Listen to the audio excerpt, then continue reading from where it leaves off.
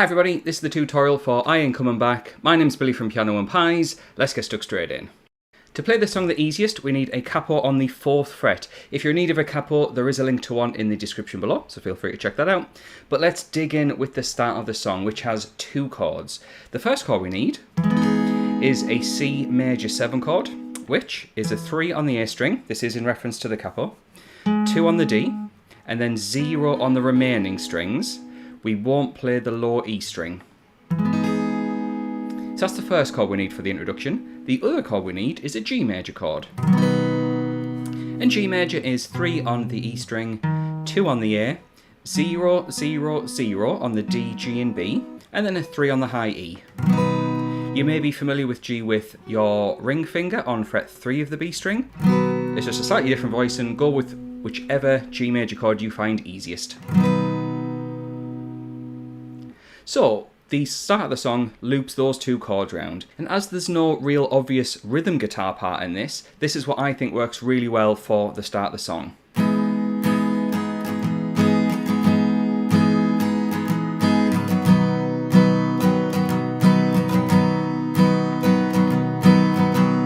And each chord is going to have 2 lots of that rhythm, which is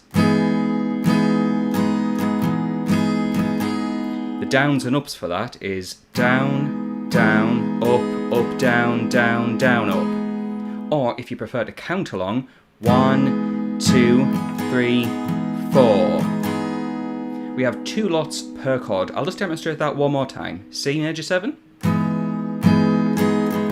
Again. G. And again.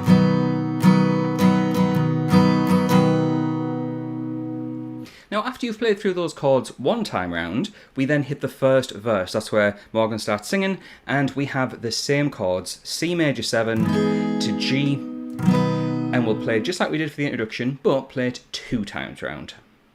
We then get the pre-chorus, and the great thing about this part of the section is just one more time round the C major 7 and G major. So basically, if you play 3 times round those chords after the introduction, you've got yourself verse 1 and pre-chorus. We then get to the chorus, where things do change and we have some brand new chords. And it's worth mentioning before I show you that, if you're interested in getting the chord chart for this, which has all of the chords with the full structure, so you know exactly when to play what chord, as well as a separate sheet with the chords and the lyrics matched up. Let's say you're singing along or you're playing along and you need to know which chord goes with which lyric, head on over to Patreon. I've got you covered. For the price of a coffee, you get access to not only this song, but a bunch of other Morgan songs, a bunch of other Post Malone songs, and well over 500 songs of all the latest releases. But E minor will get you started on the chorus. Now E minor is a new chord for this song. So we have an open E string, 2, 2 on the A and D strings, and then 0 on the remaining. That's E minor.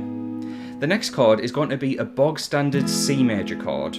You could continue playing C major 7, that'll be absolutely fine, but it sounds like they're playing a C major chord, which is just like the C major 7, but get your pointy finger on fret 1 of the B string, and hey ho, you got yourself C major. Chord 3 is G major, which we already know. And the final chord of the chorus is going to be D major, which is an open D string, 2 on the G, 3 on the B, 2 on the high E. We don't play the low E and A strings.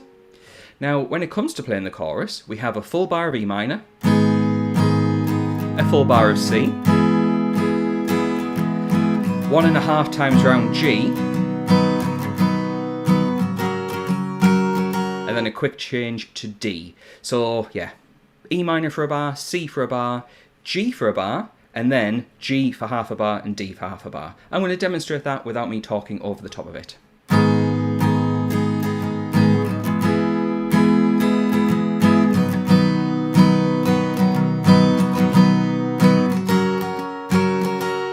And if you play those chords round twice, you've got yourself the first chorus.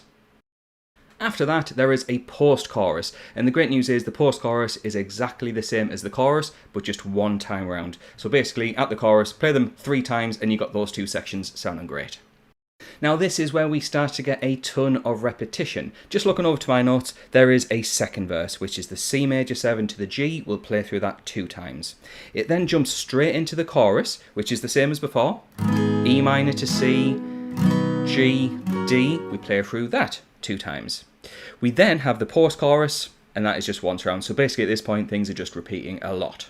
We then have a third verse, and the third verse is actually just the same as verse 1, but what we can do is maybe strum it a little bit quieter for this one, just to provide a little bit of variety. Now there's two ways you can go about this, either just strumming a little bit lighter,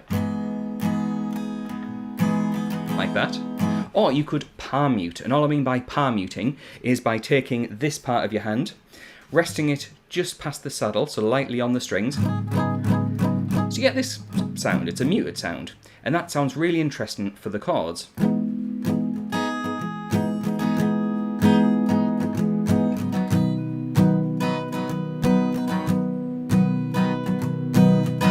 So through the third verse, which you'll play 2 times round, you could implement that. And then at that point we have another chorus, 2 times round the usual chords, and then there's an outro which is back to the E minor C G D 2 more times.